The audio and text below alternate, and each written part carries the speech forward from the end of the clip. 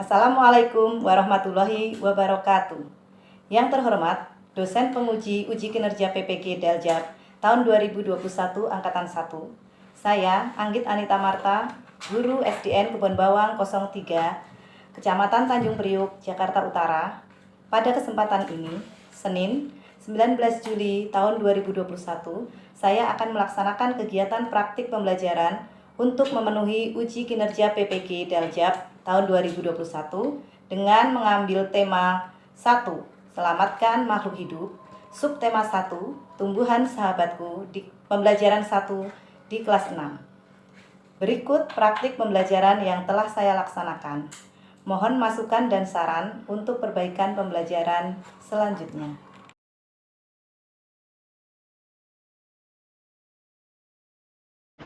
Assalamualaikum warahmatullahi wabarakatuh. Semangat pagi. Pagi. Ya, semangat sekali anak-anak. Apa kabar hari ini anak-anak hebat? Baik. Sehat, alhamdulillah. Semangat. Ya, semangat terus ya untuk belajar walaupun kita tidak bertemu langsung ya. Harus tetap semangat. Mudah-mudahan pandemi segera berakhir dan kita segera bisa belajar di sekolah. Baik, siapa yang belum hadir hari ini? Saya Kak Bu, mana saya Kak Bu? Nayaka sudah, Ibu lihat sepertinya sudah hadir semua ya. Terus nih rajin-rajin murid Ibu, hebat-hebat ya pokoknya. Nah sekarang kita mulai dulu nih kegiatan kita hari ini dengan berdoa. Ayo siapa yang mau memimpin berdoa? Saya Bu. Oh iya, terima kasih Dava, hebat, berani sekali. Ayo silakan Dava, pimpin berdoa. Teman-teman, sebelum kita memulai pelajaran kali ini, alangkah baiknya kita berdoa terlebih dahulu. Berdoa dimulai. Berdoa selesai. Ya, amin ya rabbal alamin. Nah, setiap memulai kegiatan, alangkah baiknya bila kita selalu awali dengan berdoa terlebih dahulu supaya apapun yang kita lakukan akan berjalan dengan lancar dan diridhoi oleh Allah Subhanahu wa taala. Ya, baik. Nah, anak-anak, sekarang ini kan pandemi masih berlangsung ya. Jadi, kita harus selalu menjaga prokes minimal 3M. Ingat nggak anak-anak 3M itu apa? Mentang-mentang habis libur panjang, lupa lagi. Masih ingat kan 3M? Coba M yang pertama, siapa nih? Sintiar. Oh iya Rehan, bagus, memakai masker. Aura apa Aura di sana ya? Yang kedua, Mencuci tangan. cuci tangan. Cuci tangan harus dengan sabun, menjaga jarak. Iya hebat. Itu. Menghindari kerumunan. Nah, terus lebih baik tinggal di rumah saja. Ya.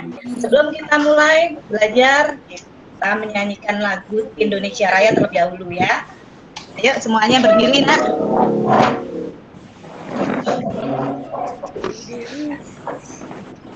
Berdiri ya. Setiap Bapak Ibu ya.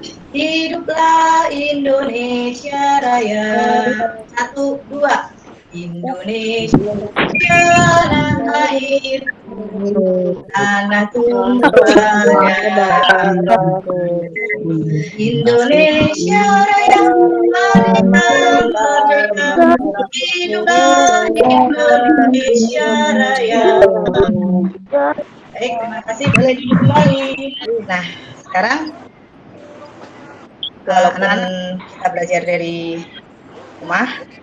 Ibu di rumah Ibu, kalian di rumah kalian sendiri, tapi harus tetap semangat ya. Perhatikan semua penjelasan-penjelasan yang Ibu berikan, baik melalui chat atau melalui video. Kemudian tugas-tugas yang diberikan juga harus dikirimkan tepat waktu ya.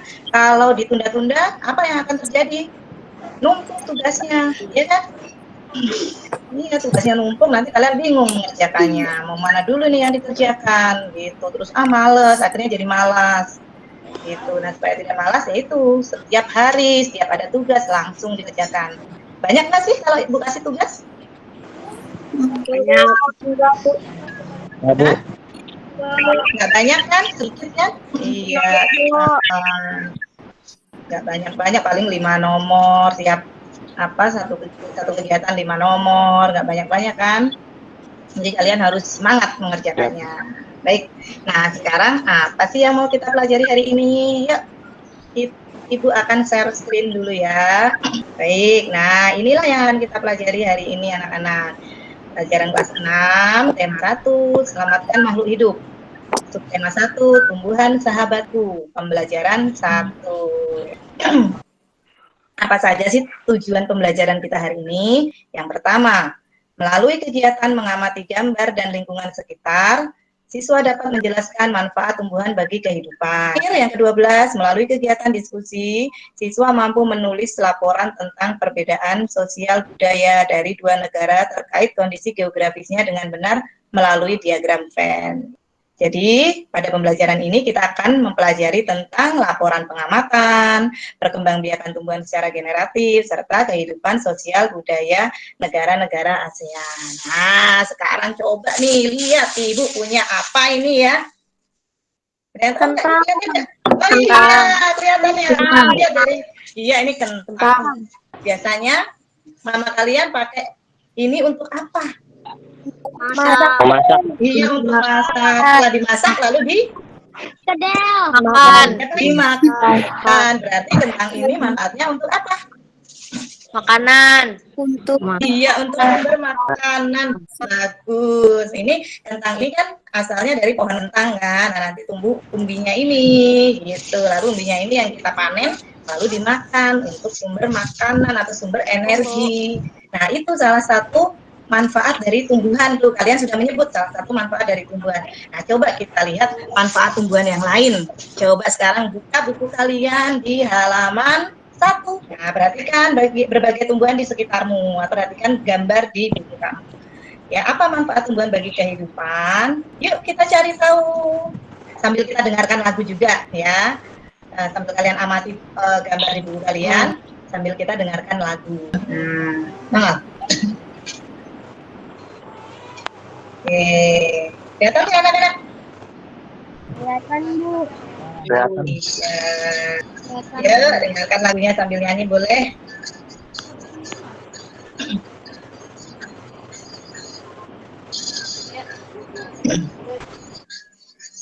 Manfaatnya, ayo menanam pohon.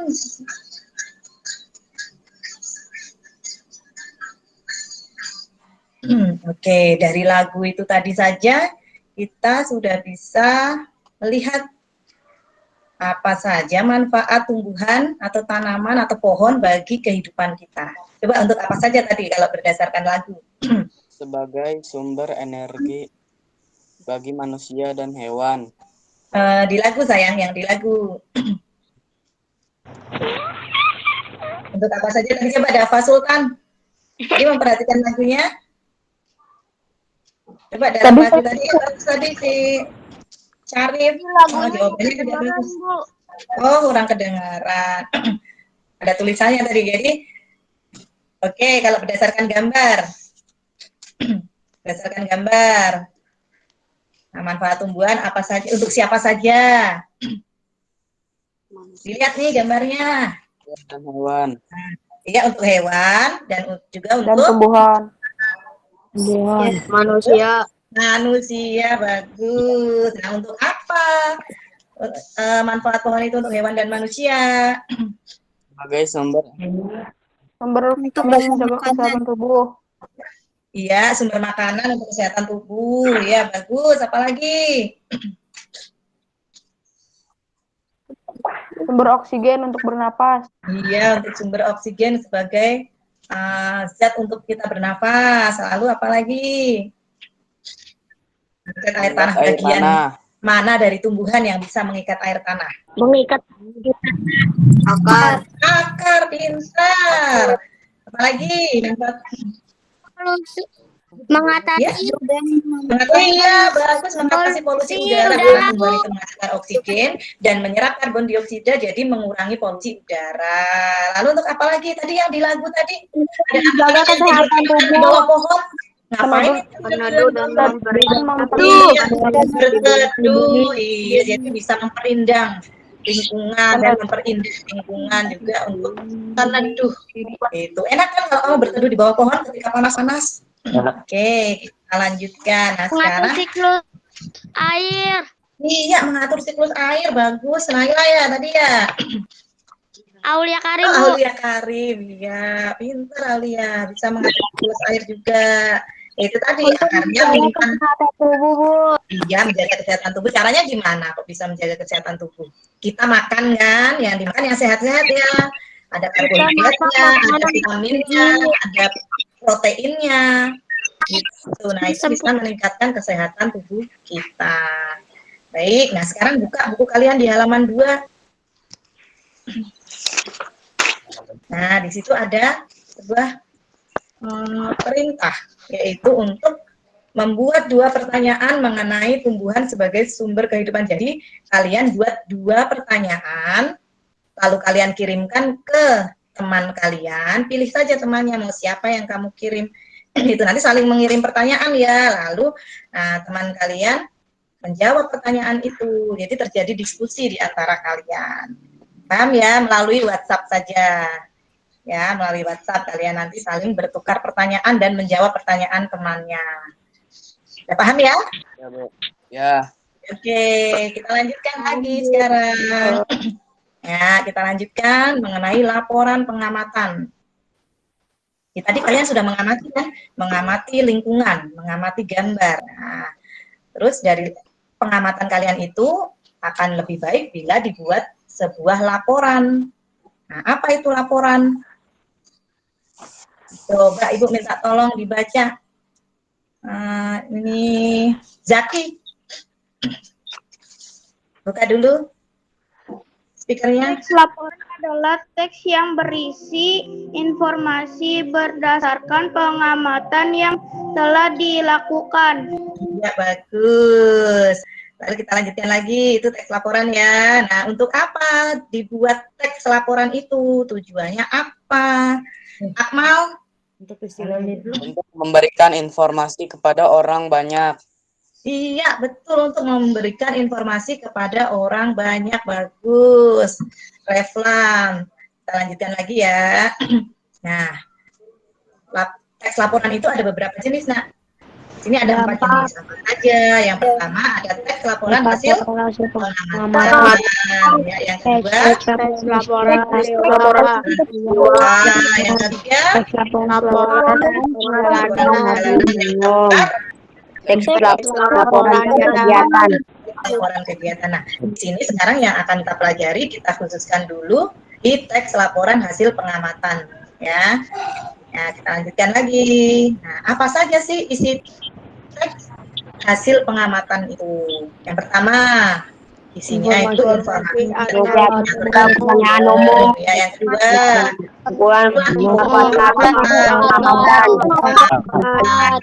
yang ketiga,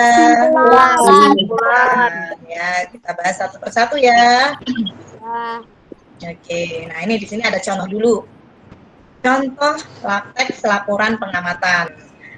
Coba Ibu minta Dimas bantu Ibu membaca teks laporan pengamatan yang Ibu tampilkan. Air, nasi dan jagung sebagai makanan pokok masyarakat Indonesia. Kong bagian yang dijadikan makanan pokok pada umbi akar. Ya, bagus. Terima kasih Dimas sudah membantu Ibu membaca. Tapi Dimas belajar lagi ya membacanya, sudah lancar membacanya, tapi Dimas belum memperhatikan tanda baca. Jadi jangan lupa kalau tanda titik itu berhenti. Ya kan, tanda koma berhenti sebentar. Jangan lupa itu ya Dimas. Ya, Bu. Oke, kita lanjutkan. Ya, jadi berdasarkan teks laporan tersebut, apa saja informasi yang bisa kita dapatkan? Ayo, siapa yang tahu? Yang pertama, informasi apa yang bisa kita peroleh dari teks itu? Dari teks Selain nasi dan jagung sebagai makanan pokok masyarakat Indonesia, terdapat pula singkong. Iya, jadi singkong juga merupakan makanan pokok masyarakat Indonesia. Indonesia. Singkong termasuk tanaman umbi-umbian. Iya, pintar. Singkong termasuk tanaman umbi-umbian. Pada tanaman singkong, bagian yang dijadikan makanan pokok adalah umbi akar. Iya, bagian yang dijadikan makanan pada singkong adalah umbi akarnya. Bagus, pintar. Coba kita lihat. Hebat-hebat, udah pintar menyimpulkan informasi yang terdapat dalam sebuah teks. Kita lanjutkan ya. Ya. Nah, sekarang bagaimana kita bisa menemukan kalimat utama pada sebuah teks atau pada sebuah paragraf? Kalimat utama itu biasanya terletak di awal atau di akhir paragraf.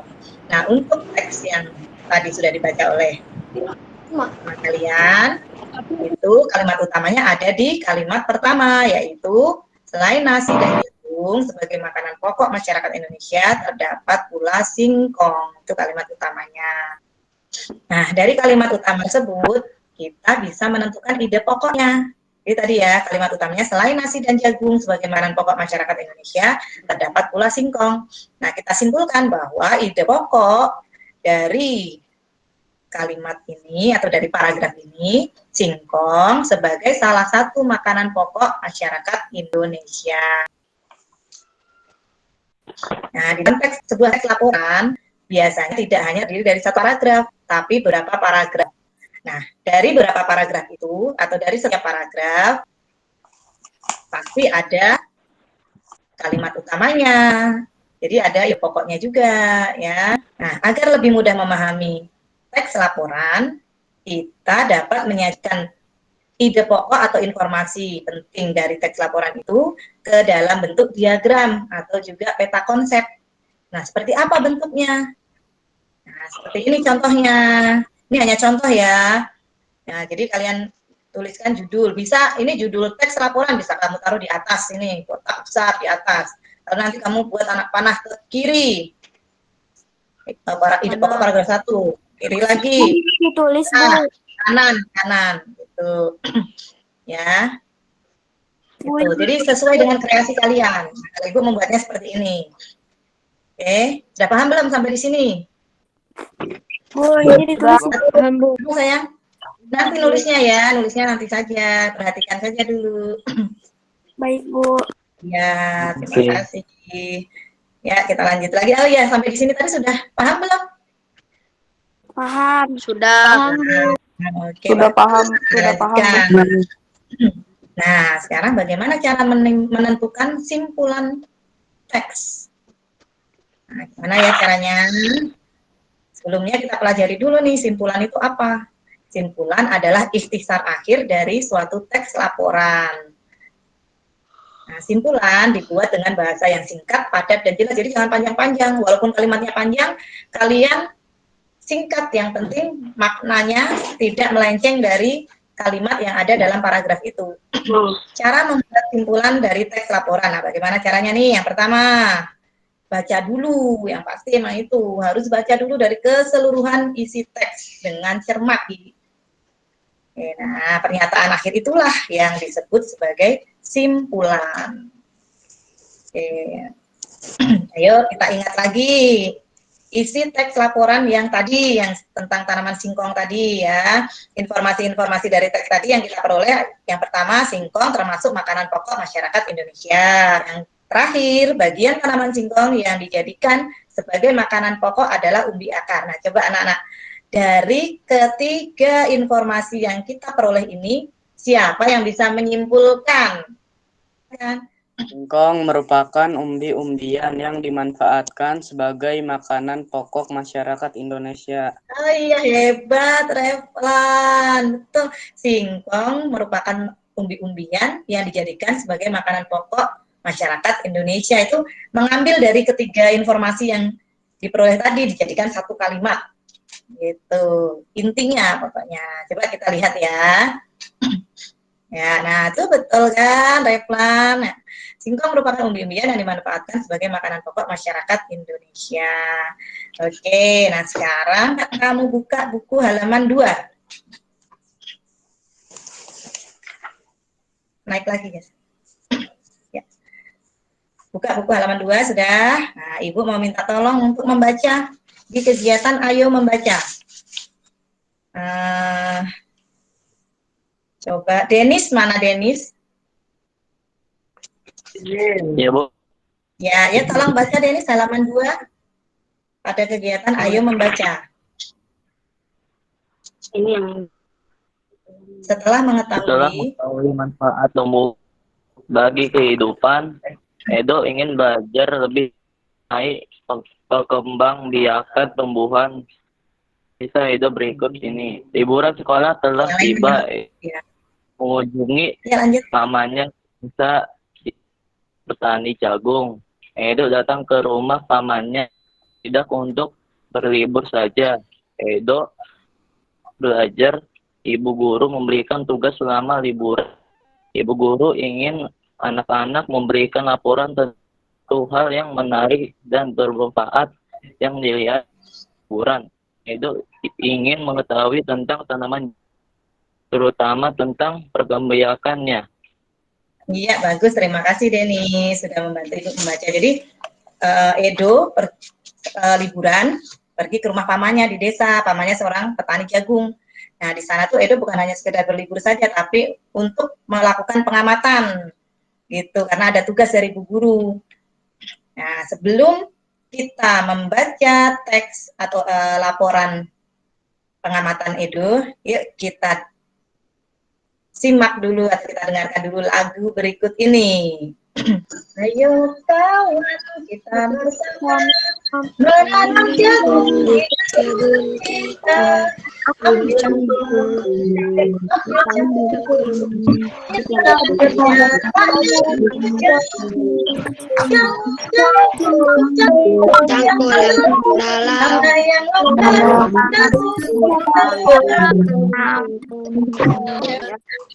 semua kan lagunya? Lagu kalian mereka.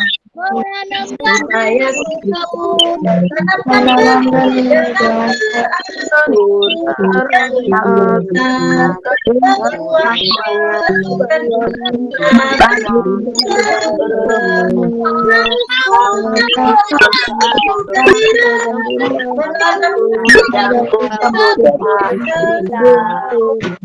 sekarang kita lanjutkan lagi ya. Nah, sekarang coba Ibu mau minta tolong Hilmi untuk membacakan teks laporan yang dibuat Edo. Bagaimana jagung berkembang biak?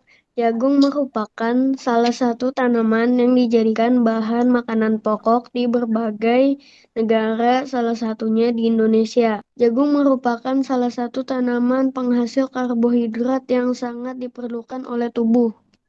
Oh, lanjutkan lagi. Ya, Bu. Paragraf kedua. Seorang petani jagung memulai pembiakan tanamannya dengan menanam biji jagung. Tepung sari yang terbawa angin sebagian akan jatuh di kepala putik yang terletak di bawah bunga pada pohon jagung yang lain. Ketika itulah terjadi pembuahan. Oke, Hilmi, cukup sampai di situ dulu, Hilmi. Ya, kita dilanjutkan oleh Aura Wiritanaya. Setelah terjadi perubahan, bunga jagung tersebut terus berkembang hingga menjadi buah jagung. Perkembangan itulah yang dapat diamati dari waktu ke waktu. Dari sinilah akan dimulai perkembangbiakan jagung. Iya, terima kasih Aura sudah membantu Ibu membaca. Nah, jadi jagung itu juga sebagai sumber makanan. Nah, sekarang Ibu ada lembar kerja yang harus kalian kerjakan. Nah, di situ Ibu juga sudah kirim di WhatsApp grup ya. Ini, kita lihat ya. Nah, itu dia. Jadi, membuat seperti tadi, ya.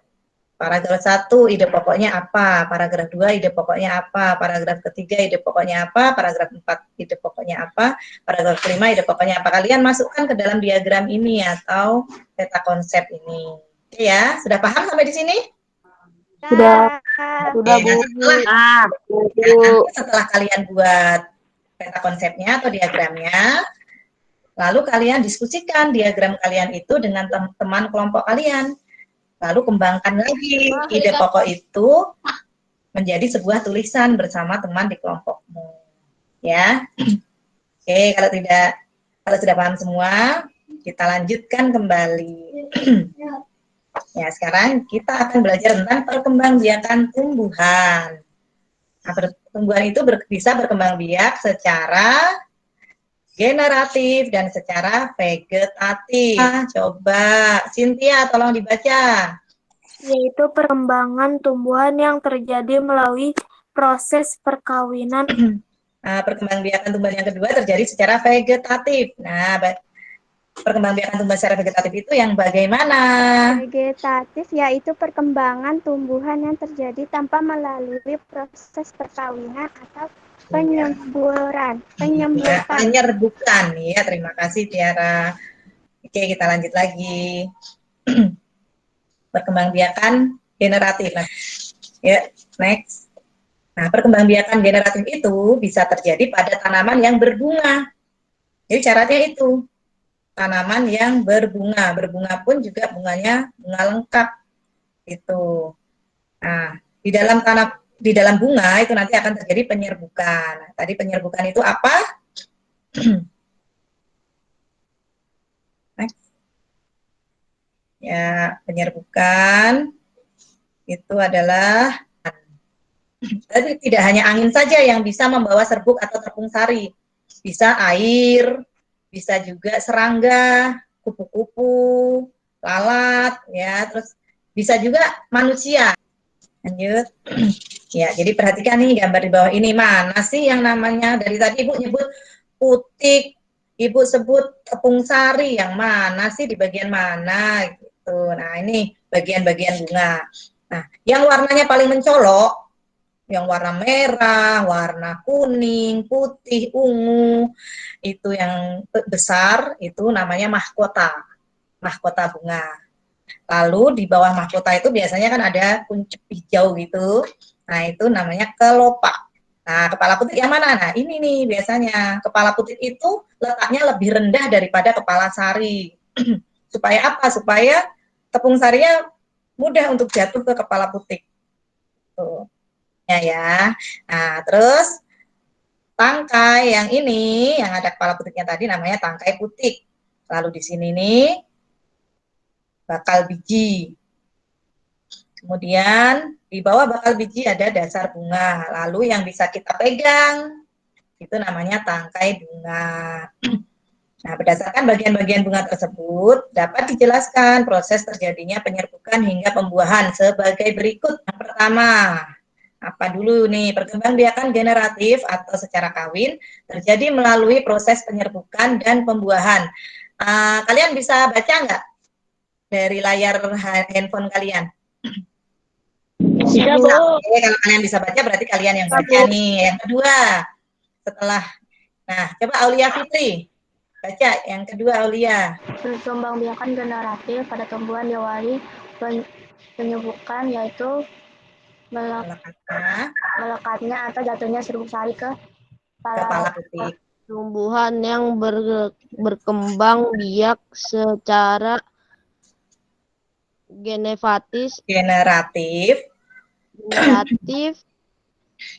kelihatan, Bu, itu ada ini antara lain padi, mangga, durian dan jambu ya. Masih banyak lagi. Nah, biasanya pohon buah-buahan itu berkembang biak secara generatif. Nah, coba nih kelihatannya udah mulai bosan, udah mulai ngantuk. Yuk kita tepuk semangat dulu yuk. Buka speakernya semua. Buka kameranya juga. Yuk. Kita tepuk semangat dulu. Tepuk semangat. Semangat.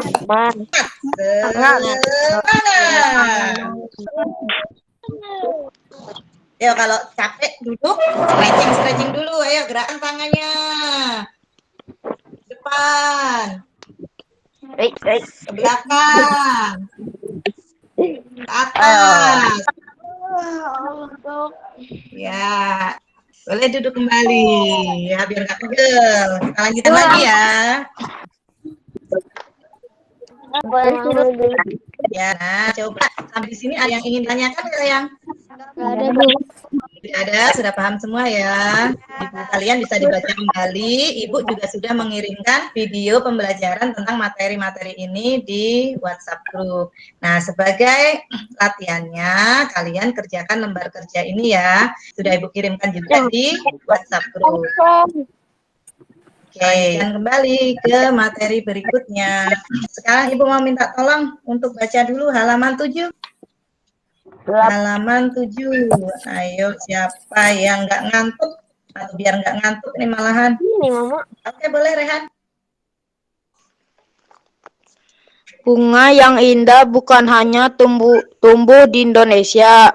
Negara-negara lain seperti negara tetangga pun memiliki bunga yang sangat cantik.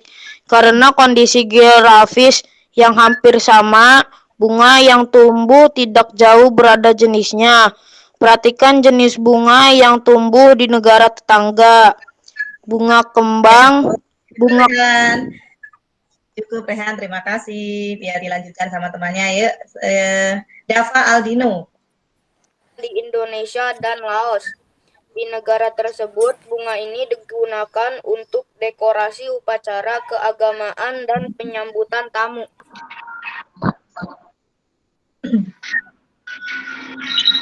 Panjangannya ASEAN, Association of Southeast Asian Nation. Merupakan organisasi negara-negara yang berada di kawasan Asia Tenggara. Yang pertama ada Malik dari Indonesia. Nah, yang terakhir, yang kelima, Tanat Koman dari Thailand. Nah, dari sini bisa kita simpulkan bahwa pencetus berdirinya ASEAN itu 5 negara itu tadi, tujuan berdirinya ASEAN. Apa saja tujuan berdirinya ASEAN? Coba bisa terbaca nggak dari layar kalian? Bisa? Baca, Bu. Bisa? Baca, Bu. Oke. Siapa yang mau bantu Ibu baca nih? Tujuan berdirinya ASEAN mempercepat pertumbuhan ekonomi, sosial, dan kebudayaan di kawasan Asia Tenggara. Iya, tabel negara-negara anggota ASEAN beserta tanggal bergabungnya. Ya, yang pertama Indonesia bergabung menjadi anggota ASEAN pada tanggal 8 Agustus tahun 1967.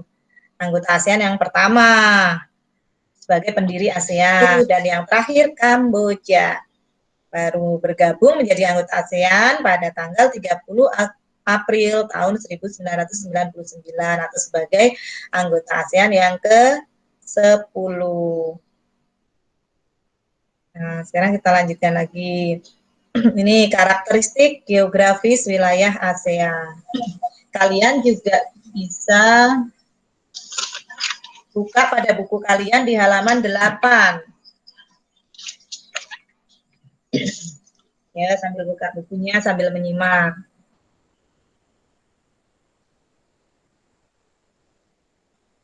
Jadi, secara geografis, ASEAN itu terletak di antara 2 samudra, yaitu Samudra Hindia dan Samudra Pasifik, serta di antara 2 benua, yaitu benua Asia dan benua Australia. Nah, letak ini menjadikan ASEAN strategis karena dilewati oleh jalur perdagangan internasional. Berdasarkan letak geografis negara ASEAN ini menyebabkan kawasan ASEAN ini sebagian besar memiliki iklim tropis, sehingga hanya punya 2 musim saja di wilayah ini, yakni kemarau dan penghujan. Ya kan, seperti kita yang kita rasakan kan, kamu nggak pernah mengalami musim salju, pernah nggak? Tidak pernah. Tidak pernah, iya, nggak pernah musim salju, hanya 2 musim saja, kemarau dan penghujan. Oke, nah ini contoh kehidupan sosial budaya yang menjadi ciri khas masyarakat ASEAN. Lebih lengkapnya bisa kalian baca di buku kalian, mulai dari halaman 9 sampai halaman 13. Nanti kalian baca lagi yang lebih lengkap. Ini ada kampung air di Brunei Darussalam. Lalu di Malaysia itu ada patung Dewa Murungga. Lalu di Filipina itu terkenal dengan tarian tinikling.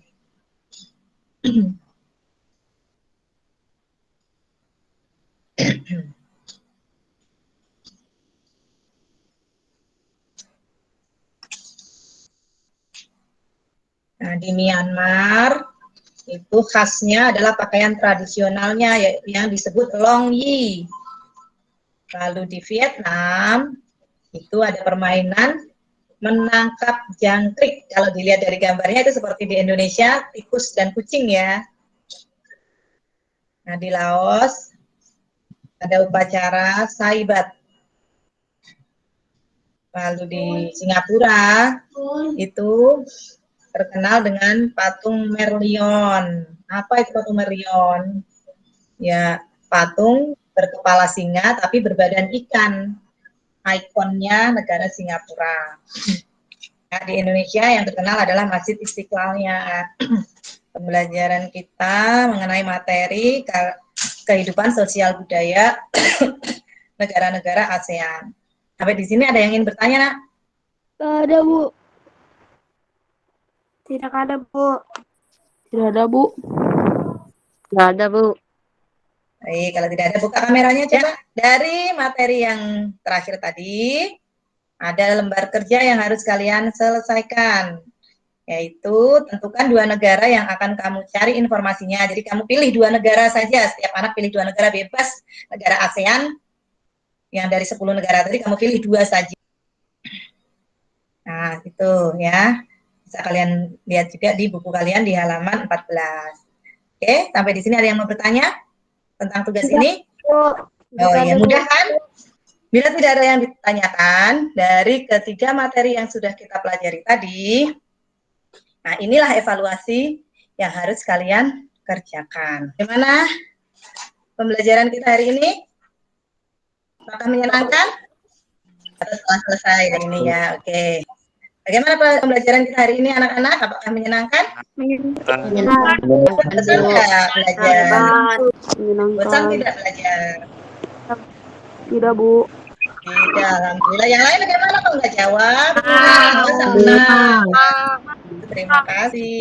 Nah, dari materi-materi yang sudah kita pelajari tadi, coba ayo sekarang kita simpulkan apa saja yang sudah kita pelajari hari ini. Yang pertama, tadi kita sudah belajar apa, Reflan? Laporan.